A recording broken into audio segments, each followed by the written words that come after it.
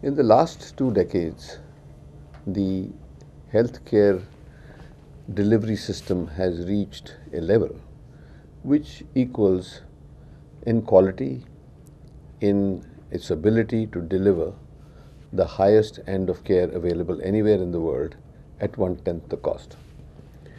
Having said that, it means that our human capital, doctors, nurses, technicians, have actually achieved that level of training where they can safely deliver this kind of care. With the proliferation of private healthcare in the tertiary sector, there has been many good institutions made, but there is always this suspicion which has arisen in people's minds that if business houses have gotten into developing hospitals, they must be making a lot of money because that's what they are in for. Now, it may or may not be true, but the fact remains that the cost of, say, a bypass surgery or any procedure with the same quality as it's done in America or done here, the cost differential is that in India you can do it at one-tenth the cost. Okay. That one-tenth cost is still quite a large sum for the people of India because not many people can afford 2 lakhs of rupees for a bypass surgery. And that's where the disconnect happens.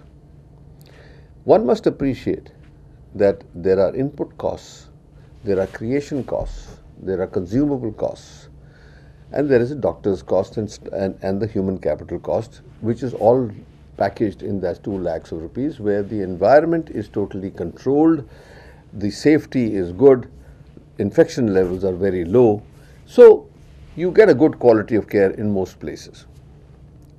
It's natural that the desire of the people, more and more people, to be able to access those services, but it is out of their reach because that 2 lakhs is also a lot of money for them. So if you look at this scenario around the world, there is, you take United States, most of the people will not be able to write a check for their own treatment in their own country, except that it is accessible to them through various insurance schemes that may be available to them, whether it is Medicare, whether it's private insurance, for which they have paid along their life and then get the benefits in return. Unfortunately, the safety net of insurance is not available in India.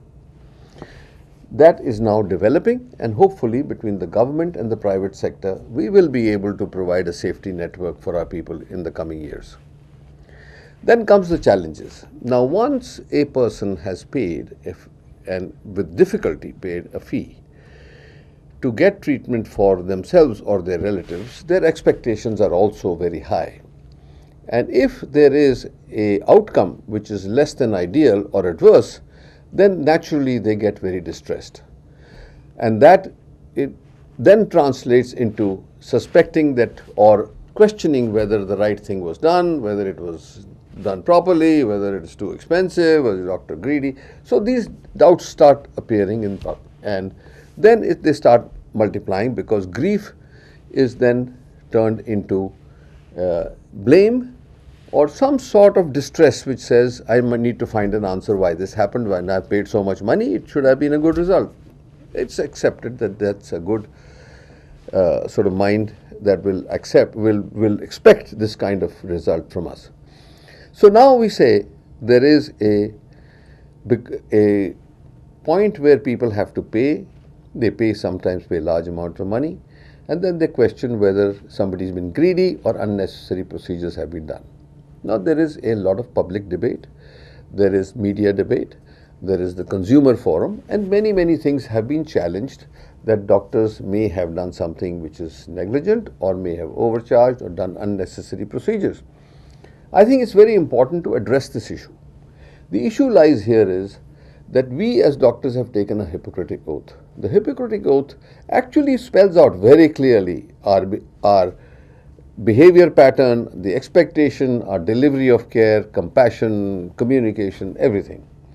Now, in today's life, there are many questions that have arisen about the doctors, and a lot has arisen with the companies that sell materials to doctors, like stents, like pacemakers, like other things, where they feel it is believed, and a lot, to some degree it's true also, that they may be giving pecuniary benefits to the doctors who use their products. Now that is absolutely abhorrible. It should not be allowed, and doctors must be held accountable. So doctors' ethics must include, one, that they deliver care to a patient like they would to a parent, their own parent, or their own relative. That's the only way one can stay honest and say, if it was my mother or father, would I do this procedure on them, or would I subject them to these tests, or is it unnecessary? In today's technology, sometimes you may feel that there is excessive testing, but you must also understand that the expectation from a doctor is that there is nothing that can be missed, and sometimes you do an unnecessary X-ray or a CT, not unnecessary, but it was essential to make sure that nothing is missed. But it costs money, and people, if they find that their results were normal, they may say, maybe it was an unnecessary test. Not to say that diagnostic labs and diagnostic facilities are not giving commissions to doctors, and I think again we have a very onerous task on us to bring it under control, that nobody does dishonest things in medicine. I'll tell you why. If a car salesman sells you a car which is not as good as he made it out to be, it is mainly a financial loss. But if a doctor enters somebody's bodies unnecessarily, then it is a violation, it's a criminal act. So on one hand, I am very, very clear that we must set the bar very high for ourselves of ethics, of compassion, of monetary discipline for doctors and in our relationship to the patient, so that our bond, which has always been there, we have always talked about the patient-doctor bond, which is the most sacred bond in medicine, that must be maintained. And wherever that is lost, we must work very hard to actually regain it. That means also that not only we commit ourselves to not do things which are not right, but also prevent other people from doing it. So we should actually be self-auditing our profession so that to the highest standard, so that in coming times people feel the comfort that the doctors are practicing the most highest standard of ethics that is possible, and that they are giving their patients the best possible care. Now, in addition to all this, after having said all this, we know that there is another aspect which has entered, and that is litigation. The consumer forum. Rightfully, if there is a grief that has to be addressed which is genuine, then naturally there should have been a mechanism in which a patient can get justice. But the fine line is that if that belief of a patient that many times where nothing wrong was done, but the patient starts believing, or there is a lawyer in the family, or somebody is instigating you, and you go and file a suit, which eventually may get dismissed.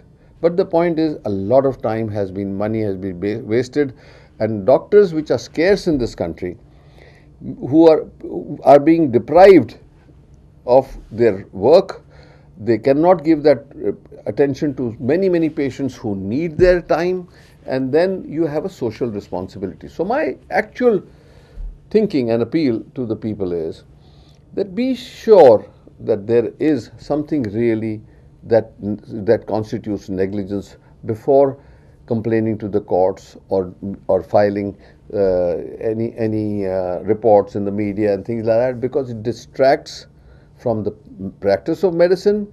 Doctors start doing more and more defensive medicine, so there is a price to pay. Defensive medicine means that they will do more and more tests to make sure that they don't miss anything, although it may not be necessary to do those tests. Second, they may actually be hesitant to treat patients who they think are desperately ill, and there is a high chance that they may not succeed in saving that patient. This we face every day. Supposing there are patients who look like very sick, it's easy for a doctor to say, this person is too sick, I will not operate on them. But if he did operate, 50% would be saved. then you have actually done damage, because those poor 50% patients who could have been saved have also lost their lives. So there are many dilemmas that are facing our profession today. But regardless, we must do the following things. Take the ethical oath again, in which we have made a little sort of movement which says Doctors for Ethical Practice. We shall encourage more and more doctors to sign this ethical pledge. And in that we have enumerated what is expected of a doctor, how they are supposed to be treating patients, how they are supposed to be dealing with their fears and emotions, how they are supposed to teach the families, how there is going to be transparency, so that the confidence level is restored, and also in coming times medicine, doctors, the practitioners are not subjected to unnecessary waste or distraction from their work. Now this is, I think, something that we all can collectively do, and as I said earlier, it's not only do it for ourselves, but make sure it's not happening around us. With all that, good luck, enjoy this. I'm sorry I could not be with you. I had to travel.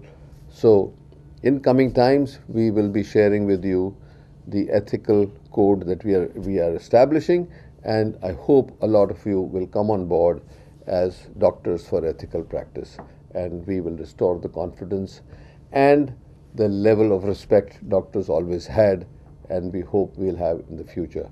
And together we shall be able to serve every man standing in India on the ground, in the village or in the city or in the mountains. Because collectively we can do that if the government, private sector and the NGO sector align themselves. We break down the firewalls and we treat all the assets that we have today, whether it belongs to you or me, it is first an Indian asset and then it belongs to us. So if we treat it as India, and our current Prime Minister has been stressing it again and again, I think we have a good future, great future, because the ability of our doctors has been established all over the world. Our nurses are working all over the world, and I think this is one profession where we are ahead of most nations, and we can bring that pride to India. As you know, many, many thousands of patients are traveling here for their treatment. And in my own lifetime, I've seen patients used to come to me from India to New York for their bypass, and now they're coming from US to India for their bypass. This is a great happening, and we must capitalize on it. Thank you, and have a great meeting.